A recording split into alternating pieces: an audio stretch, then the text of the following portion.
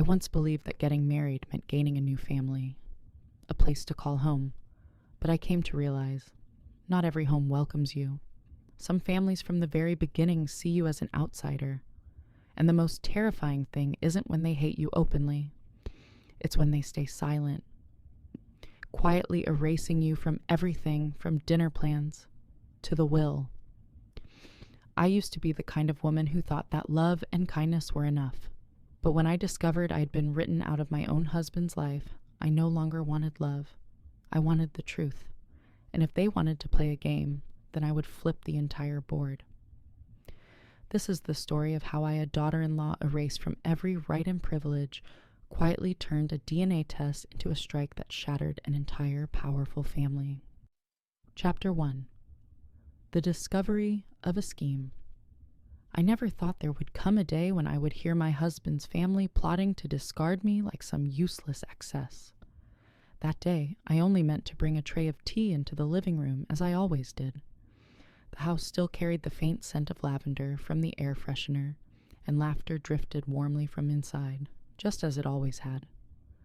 I thought I was part of that warmth, but in just a moment, every illusion shattered. It's best to make sure she gets nothing. If there's a divorce, we can't let an outsider walk away with the fruits of this family's labor. The voice of Erica, my sister-in-law, rang out coldly. I froze. My hand trembled, and the porcelain cups rattled softly on the tray. Each clink sounded like a death knell for my marriage. I pressed myself against the wall, my heart pounding violently. Through the crack in the door, I heard the giggle of my mother-in-law, Elise, the same woman who had wrapped me in her arms just hours earlier, praising me for being such a sweet daughter-in-law. Erica, you really are frightening. But I agree. 20 years of building can't just be handed to a woman who might not even stay. That laugh echoed in my ears like a blade twisting deep inside me. I stood there, frozen, turned to stone. For 3 years as a daughter-in-law, I had tried everything to be part of this family, preparing every meal with care, attending every gathering, silently enduring their biting remarks. Yet behind my back, they still saw me as a parasite, a threat that needed to be erased. Wesley is always too trusting. Erica continued, her tone no different from a manager evaluating an employee. He doesn't see anything, just like when he dated Jennifer. At least she came from a wealthy family. But Sarah working at some tiny company? How much does she even earn? It's embarrassing. I bit my lip until it bled. All those cold stares, those forced smiles, the times I was left ignored at the corner of the dinner table, they hadn't been figments of my imagination. They had all been part of a deliberate plan. My mind flashed back to my wedding day, when Erica pulled Wesley away from the table right after the ring exchange, leaving me stranded before the curious eyes of the guests.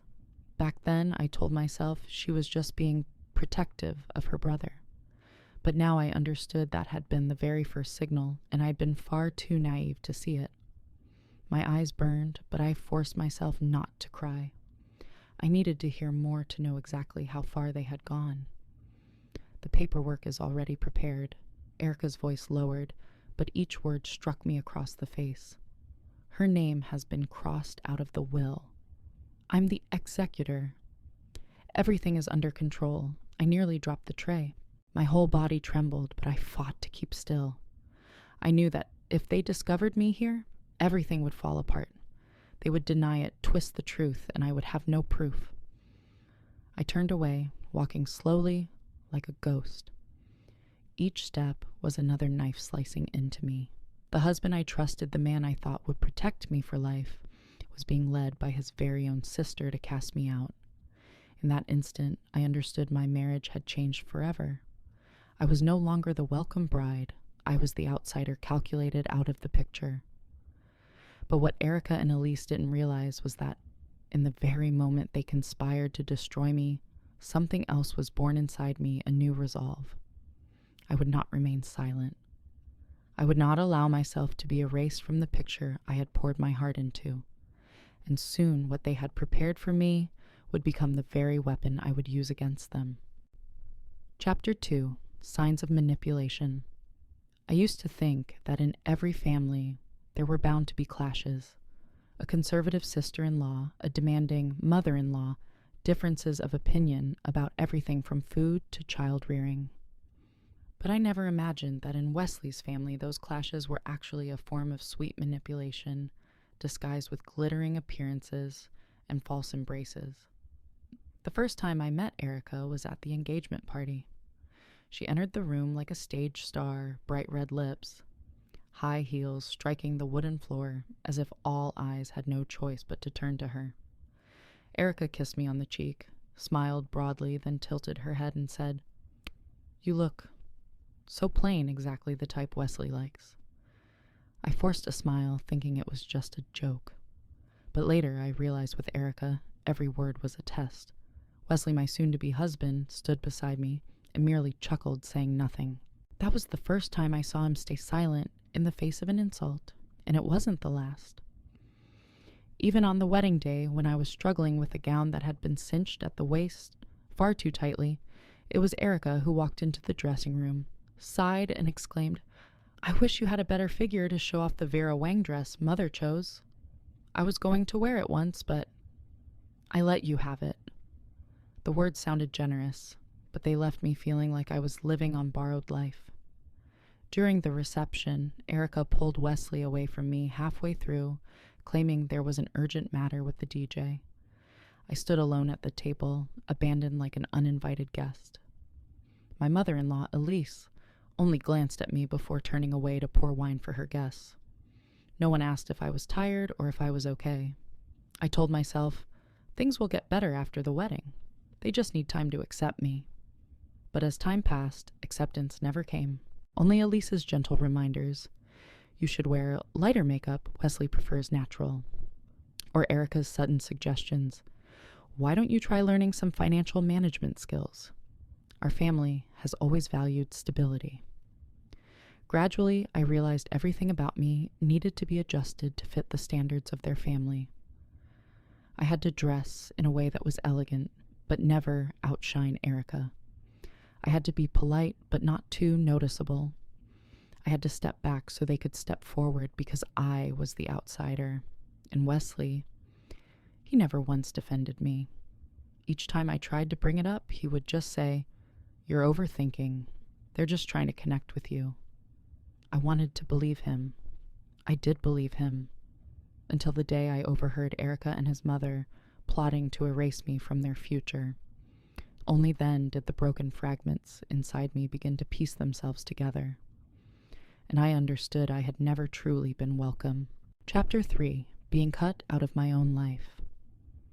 I began to realize I was being pushed aside, not through loud actions, but through countless small details, subtle, gentle, yet repeated so relentlessly it suffocated me. It started with family meals. When we first married, I sat beside Wesley, but gradually I was edged toward the corner of the table. Erica's traditional seat was always left open, while mine was wherever I could squeeze in once everyone else had settled. Elise would look at me and smile. "You can sit anywhere you like as long as you enjoy your meal." It sounded pleasant enough, but I understood clearly in this house. I was a guest, nothing more. I suggested hosting Christmas at our home one year, cooking, creating a warm and festive atmosphere. But Erica dismissed it immediately. It's always been at Mother's. Why change tradition is tradition. Wesley only shrugged. Let it go. Don't make a big deal out of it. Each time I felt myself shrink a little more, as if I had no right to leave my mark on this family. No right to help define what we meant. The coldness spread into even the smallest things. Elise would give Wesley birthday presents without so much as a word for me. Erica posted family photos on social media with the caption, "Family is everything, blood ties are irreplaceable," even though I was standing right there in the frame. I tried to confide in Wesley.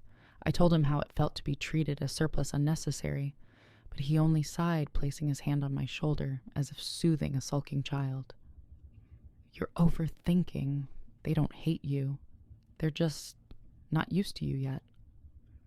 But I had grown used to being disregarded, interrupted mid-sentence, excluded from important discussions.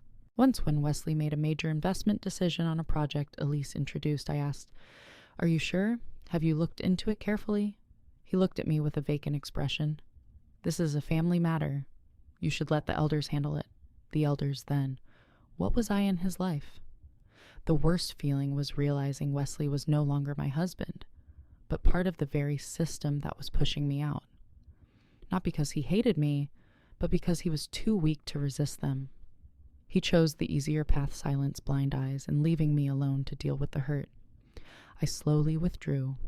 No more suggestions, no more cooking for family gatherings, no more comments in the family group chat. I became the silent absentee, and no one noticed. Until one day, Wesley handed me a stack of papers to sign. He said it was just family financial procedures, a few small adjustments. I picked it up and saw the bold heading authorization for asset adjustment prior to distribution. My name was nowhere in the list of beneficiaries. I looked up at him, but he avoided my gaze. And in that moment, I knew I hadn't been part of this family for a long time. Now they were simply preparing to make it official. Chapter 4. Erased from everything. I set the stack of papers down on the table, trying to keep my voice steady. "This is financial documentation," you said. Wesley nodded, his eyes still avoiding mine. "Just a few minor adjustments to protect the family's interests." Family. There it was again, that word. On his lips, it had never once seemed to include me. I didn't sign. I told him I wanted to look it over more carefully and would return it later. Wesley shrugged as if it were of no consequence. He brushed a perfunctory hollow kiss against my cheek, then walked out, leaving me alone in the living room with those cold sheets of paper spread across the table. I opened my laptop and pulled up the original files that Wesley hadn't deleted. In a folder titled Trusted Documents Erica Edit, I found a revised will dated just a week earlier. I clicked it open and my chest tightened as if it were being crushed. The very first page was a list of beneficiaries. My name was gone. Not in the primary section, not in the secondary section, not even in a footnote. The name Sarah that had once been there, now replaced with two names, Erica Wallace and Elise Wallace. My name erased. Not with ink, but with calculation. Beneath it was the signature line, Wesley Wallace, the one confirming the amendment, and then a space for a witness. Me. It was my own hand that had signed during Elise's birthday party because Erica had told me it was a thank you form for funding the charity event. I sat there staring at my signature printed so clearly. A bitter chill seeped into my chest. They hadn't only wanted me to disappear, they wanted me to unknowingly sign my own erasure. And Erica, she had orchestrated it all. I broke down in tears, not because of the betrayal itself, but because I had been so naive, so trusting, so convinced that if I were kind enough, others would treat me the same. But life does not run on fairness. It runs on power. And in my husband's family, I had never possessed any power. I pictured them sitting together, Erica pointing at the laptop, Elise nodding. Wesley silent, each one understanding their role. I hadn't been in that room, but every line in that document was a mocking laugh at my misplaced faith. I thought about printing a copy as evidence, but I stopped myself. I needed a clear plan, not haste. I needed to see the entire picture, who was involved, who was behind it, and most importantly, their weaknesses. That night, I retreated to my room, turned off every light, and curled beneath the blankets. But inside me, there was no longer a storm of sobbing. There was silence. A silence so deep it was frightening. Because for the first time, I knew I no longer wanted reconciliation. I no longer wanted acceptance. I wanted the truth. And if they had erased my name from the will, then I would use the very truth they tried to hide to set fire to the family tree they had so long been proud of. Chapter 5. The calm before the storm. I once thought that when I discovered betrayal, I would scream, smash something, or at the very least shout in someone's face. But when I saw my name erased from the will, when I realized I had signed that document with my own hand, I did nothing. I just sat there like a shadow. I shut the laptop, folded the papers neatly, and tucked them into a drawer. I didn't know what held me back from exploding. Maybe fear, maybe exhaustion, or maybe an instinct that this was not the time to collapse. Wesley came home close to midnight. He entered the bedroom without turning on the light, quietly changed his clothes, and lay down as if everything were perfectly normal. I turned my back to him, closed my eyes, but did not sleep. In the dark, the distance between us felt greater than ever. He had once been the man I loved, the one I trusted to hold my hand through hardships. But now, each breath he took only reminded me the person lying beside me was the very one who had silently erased me from every plan for the future. The next morning, I woke early, made coffee, prepared breakfast as usual. I smiled, I talked, I even kissed Wesley on the cheek as he left for work. Everything appeared flawless, and it was within that flawless silence that a plan began to form. I realized if they had orchestrated my removal so systematically, then I had to respond just as systematically. I couldn't let emotions steer me. I needed data. I needed to know what they were hiding and what their weaknesses were. I started watching Erica more closely. She controlled everything: finances, family schedules, social connections. But that also meant if I struck at the right link, the whole chain would collapse. I began taking notes, email histories, schedules of family meetings, the times Erica used my house as the venue for her gatherings of influential people in the community. Every detail, every name, every timestamp, I collected them as if I were assembling a battle map. I didn't yet know exactly what I would do, but I knew one thing with certainty: I would not allow them to erase me without a price. And this time I would be the one standing apart, not to cry, but to prepare my strike. Chapter 6. A Crack in the Bloodline. I used to think Erica was unbeatable. She was always one step ahead, always in control of every conversation, always commanding the stage whenever she appeared. But then by accident, I realized that even stone statues have cracks. If the light hits at the right angle, the truth appears. That afternoon, while tidying the old bookcase in Elise's study, I found a box of family photos. I flipped through them one by one. Most were old pictures from when Wesley and Erica were children. One photo made me pause. It was of Erica about 10 years old standing next to Elise. But Garrett, their father, wasn't there. I turned the photo over. A handwritten note read, "Erica, first year in the new house. Mother and daughter. Just the two of them. No Wesley, no Garrett." I went still. In that same year, another photo showed Wesley at Disneyland with Garrett. The timing matched, but the places were completely different. Why were the children split up like that? A few days later, at a small gathering, Elise let slip that when Erica was little, she changed schools a lot because her single mother wasn't stable. I feigned a polite smile, but in my head an alarm bell rang. A bold thought flashed through my mind. Could it be that Erica wasn't Garrett's biological child? I knew the thought was reckless, but the more I considered it, the less far-fetched it seemed.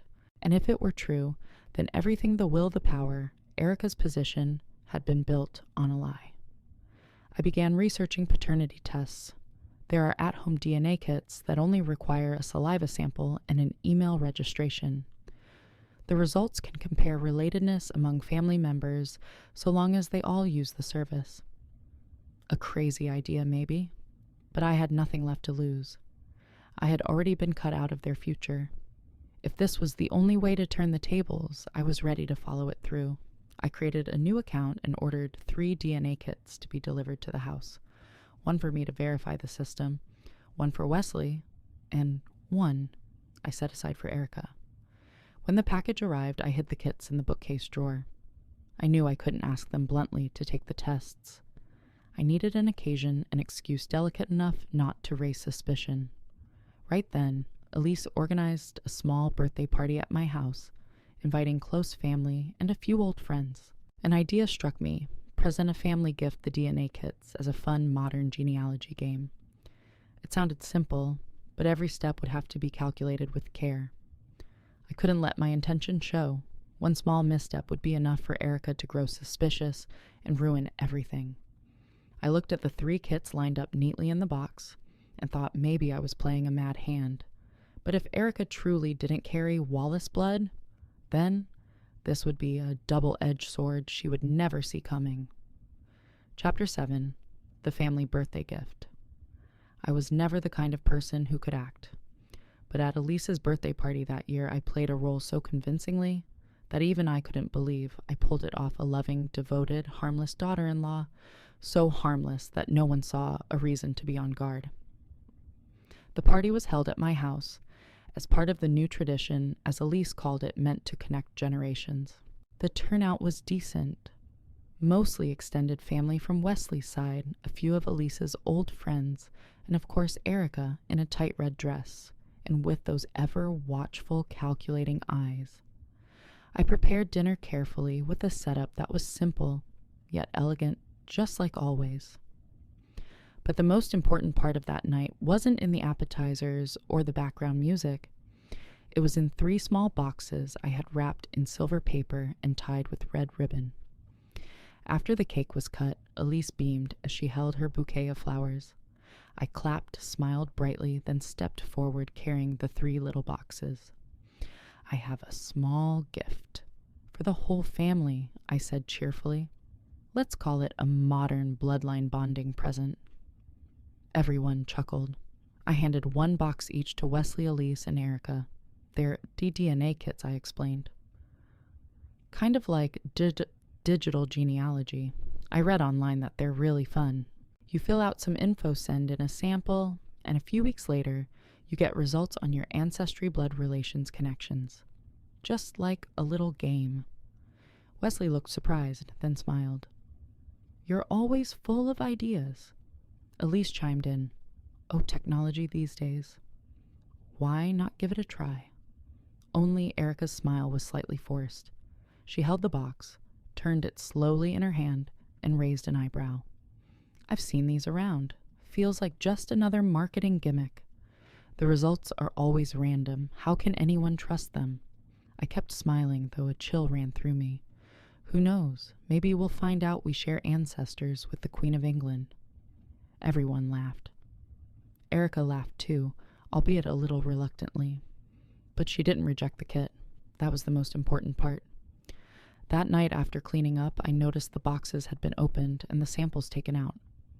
Wesley had already completed his as he was genuinely curious. Elise needed my help navigating the process through email. And Erica? I saw her quietly slip the kit into her handbag. She said nothing. 3 days later, I checked the DNA account. All 3 had submitted their samples. Their names now appeared in the system with the network diagram beginning to show emerging connections. I stared at the data panel, my heart pounding like a war drum. I didn't know what I would find.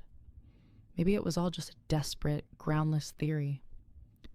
Maybe I was so hopeless I had created a fantasy to cling to, but I also knew this. If there was anything untrue in this family, that DNA test would expose it. I wouldn't need to scream. I wouldn't need to confront anyone. The truth once displayed in cold, irrefutable data would be something no one could deny, and when it arrived, I would be there, ready. Chapter 8. Waiting in silence. There's a kind of waiting that keeps you from sleeping, not from excitement, but because there's always a voice whispering in your head. What if it's true? What if it's not? What if you made this all up? 7 to 8 weeks, that's the average time it takes to receive DNA results. I marked each day on the calendar as if I were counting down to a war. On the surface, I kept up the same gentle, attentive, predictable persona. I still attended every family gathering, still smiled at the right moments, still asked Elise about her orchids in the yard, still complimented Erica on her speech at the local business council. But inside, I lived in tension.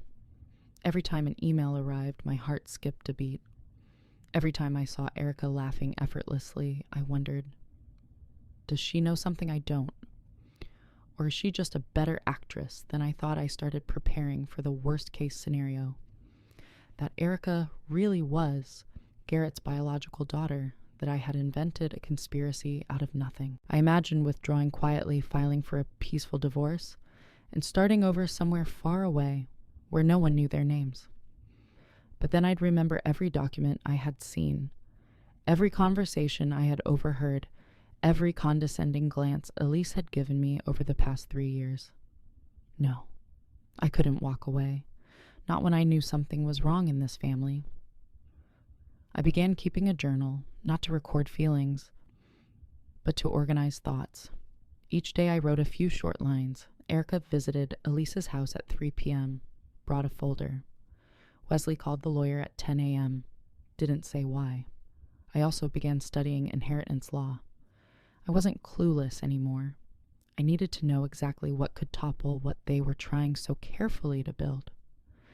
At times, it felt like I was living 2 lives. One as the sweet wife, still cooking, still chatting, and the other as the woman quietly preparing to expose a truth that could shatter an entire prestigious family. And then on a Monday morning while I was preparing breakfast, my phone buzzed softly on the table. The email subject line was short, but it made my heart seize. Your DNA results are ready. Chapter 9. The Truth Without Blood. I stared at the email subject line. Your DNA results are ready. My hand trembled slightly as I clicked it open. The screen loaded slowly, as if deliberately stretching out the tension I had carried for nearly 2 months. I took a deep breath, closed my eyes for a few seconds, then opened them. In front of me appeared a digital family tree displayed like a branching, color-coded diagram. My name, Sarah, was marked as the tester. Wesley, my husband, appeared in the correct position. Husband, no genetic relation. Elise, mother-in-law, no genetic relation. All accurate as expected by the system's analysis. Then I scrolled down to the most critical part, Erica Wallace. My heart raced as I read the results. No significant shared DNA segments. Relationship unrelated. I had to read it 3 times. It couldn't be. No shared bloodline, no genetic connection. The 2 people who claimed to be siblings and the system couldn't find a match. I switched to the detailed breakdown the system compared gene segments between Wesley and Erica. The results showed probability of full siblings, 0%, probability of half siblings, 0%, probability of close relatives, less than 1%. In other words, they were complete strangers. It felt like someone had sucked all the air out of the room. The shock wasn't that Erica wasn't Wesley's sister. The shock was that they knew they weren't related, yet they had lied about it for years. And even worse, the will had been built on a blatant, deliberate lie. I traced the confirmation email tied to Erica's test registration. It was her work email. That meant Erica had willingly sent in the sample, received the results, and remained silent. She knew. But she hadn't panicked, hadn't confronted me, hadn't deactivated her account. What was she doing? Maybe she thought I wouldn't be smart enough to read the results. Or maybe she thought I wouldn't be brave enough to do anything with them. She was wrong. I printed the report complete with the genome chart test ID and official analysis summary. I sent a copy to a private attorney I had quietly hired 2 weeks prior. I knew I couldn't play this game alone anymore. The legal system demands evidence, and now I had something undeniable. I wasn't rushing. I didn't want to scream in Erica's face, "You're not his real daughter." I didn't need to expose her right away. The truth, when delivered at the right moment, thunders like a storm. And I knew exactly when that storm should strike. In 4 weeks, the Wallace family would be celebrating Elise and Garrett's 40th wedding anniversary, a grand affair with extended relatives, old friends, and even local media. A celebration full of speeches, photos, and tributes to traditional family values. I smiled. I would give them a gift. A gift called The Truth. Chapter 10. A gift in a luxurious wooden frame. The 40th wedding anniversary celebration of Elise and Garrett was held at one of the most elegant banquet halls in the wealthy district, the very place where the Wallace family was born, raised, and had maintained their legacy for generations. I arrived early, dressed in a graceful forest green gown, not too flashy, but enough to stand out subtly. In my hand was a carefully wrapped gift box, elegant and neat, with a card attached to the Wallace family, from Sarah. Erica passed by me, her high heels striking the marble floor with their usual authority. She didn't glance at the box. No suspicion at all. The ceremony opened with speeches. Elise spoke about 40 years of resilience, respect, and legacy. Garrett, usually a man of few words, also grew emotional as he thanked everyone for coming. Wesley stood next to his parents, nodding dutifully like the ideal eldest son. Then came the part titled Gifts from the Children and In-Laws. Elise, her voice thick with sentiment, said she was so proud to have a daughter like Erica and such a sweet, devoted daughter-in-law like Sarah. I stepped onto the stage holding the box. I'd like to present a small gift as a gesture of celebration. I said, my voice soft but clear. Not just a keepsake, but a reminder of what binds us together: blood kinship and truth. I opened the lid of the box. Inside were 3 luxurious wooden frames, each containing a printed DNA result presented like a family certificate, complete with genealogy tree diagrams, names, test IDs, and official conclusions. People murmured. Elise smiled brightly, assuming this was just some tech-inspired novelty. Erica stood still, her expression stiffening ever so slightly. I pointed to the center frame. This is the genetic diagram of Erica Wallace and Garrett Wallace, father and daughter. And this one I moved to the left frame is the result from an international DNA analysis system confirming no shared genetic segments. No one laughed anymore. The entire room fell into a deathly silence. Erica is not Garrett's biological daughter, I said slowly, enunciating each word. And Wesley, you share 0 genetic connection with her, which means the 2 of you siblings on paper are complete strangers by blood. Erica took a step toward me. You've lost your mind. Her voice was trembling. Elise sprang up. Sarah, what do you think you're doing? I didn't back down. I reached into my bag and pulled out supporting documents. These are the certified copies from the Analysis Center, accompanied by legal verification from an attorney. I turned to the murmuring relatives. The Wallace family rewrote the will just a few months ago, erasing my name from all inheritance rights, transferring everything to a woman with no Wallace blood, which means everything Garrett spent his life building is being handed over to someone with no legal right to it. Garrett stumbled back into his chair. Elise froze. Erica stood motionless, her face pale. No one stepped in to defend her. An aunt from the family side finally asked Elise, "What is this? Everyone believed Erica was Garrett's daughter." I gently added, "But no one ever verified that, did they? Everyone just believed it because Elise said it was so." Elise trembled but said nothing. Garrett held his forehead silently, turning away. I bowed slightly. "I'm sorry for choosing today to reveal this, but if I didn't, the truth would remain buried, and I would continue being erased from this story as if I never existed." I placed the 3 wooden frames on the table, then stepped off the stage. No one said a word. There were whispers. Some people rose from their seats. Others quietly unpinned the Wallace family insignia from their lapels. I didn't cry. I didn't smile. But inside me was an ocean of stillness, a different kind of peace not born from acceptance, but from reclaiming my right to exist through the truth itself.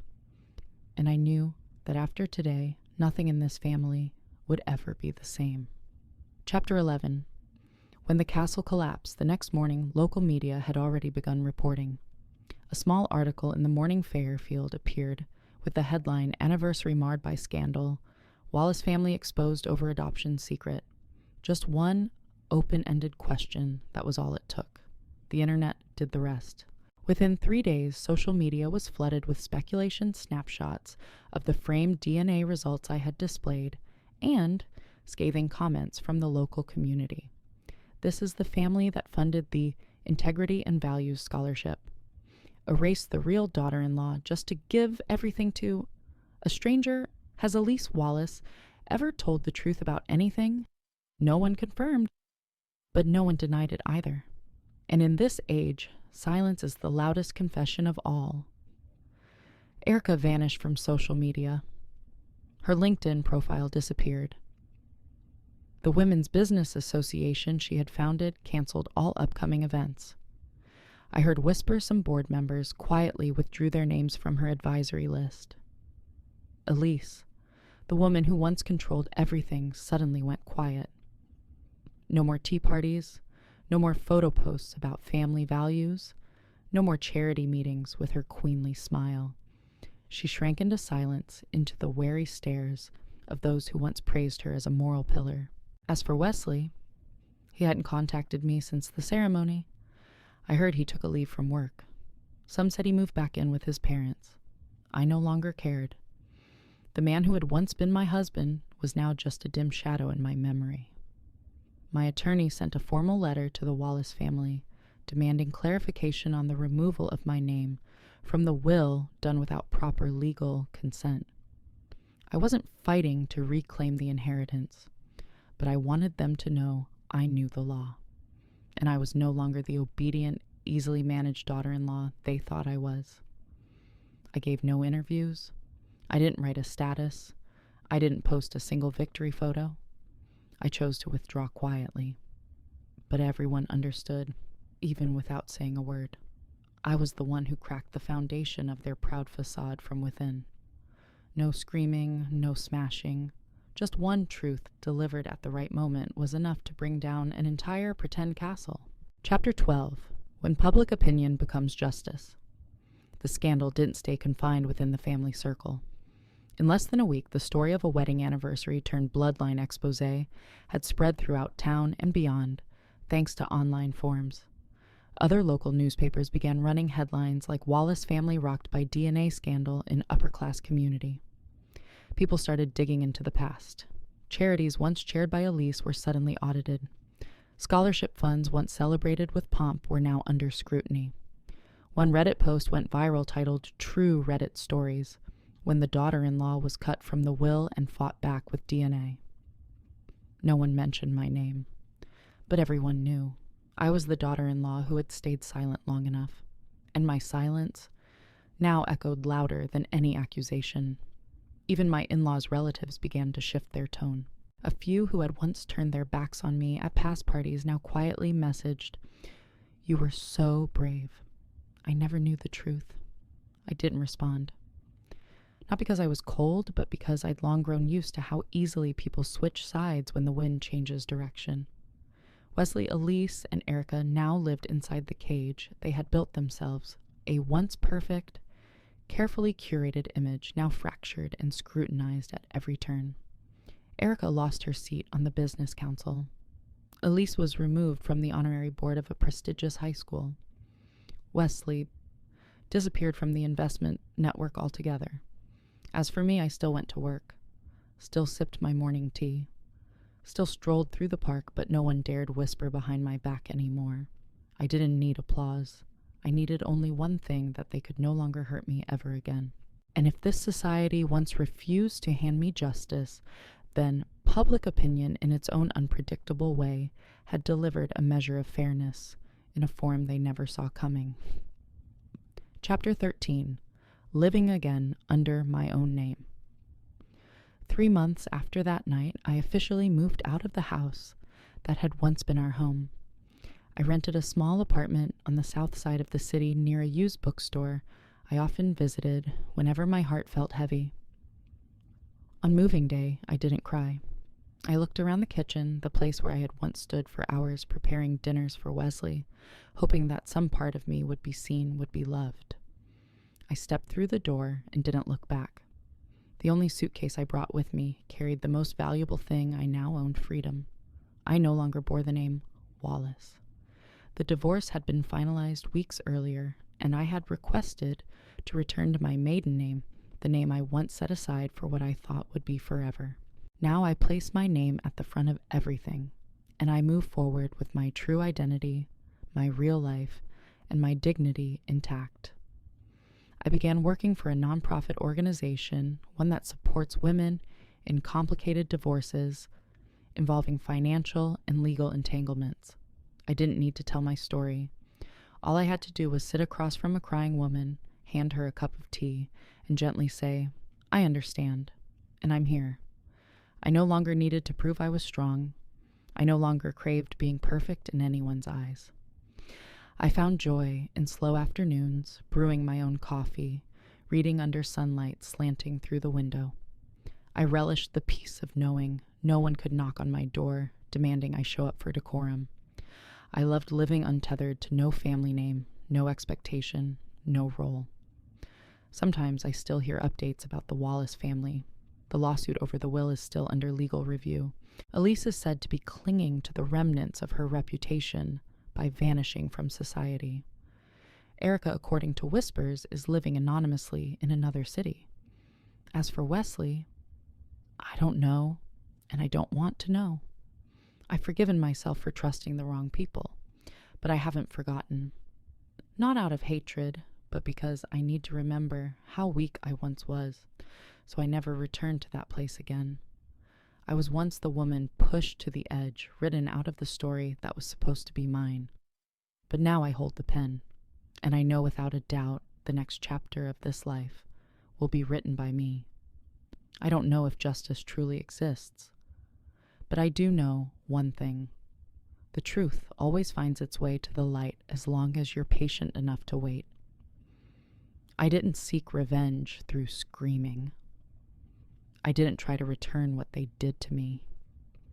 All I did was place a single piece of paper on the table and let them crumble under the weight of the lies they'd carried for years. And now I live under my own name. I no longer need permission to exist. I no longer need anyone's approval to feel real. If you too are being written out of your own story, remember this. You have the right to rise. You have a voice, and you do not need anyone's permission to reclaim your dignity. Thank you for listening to my story.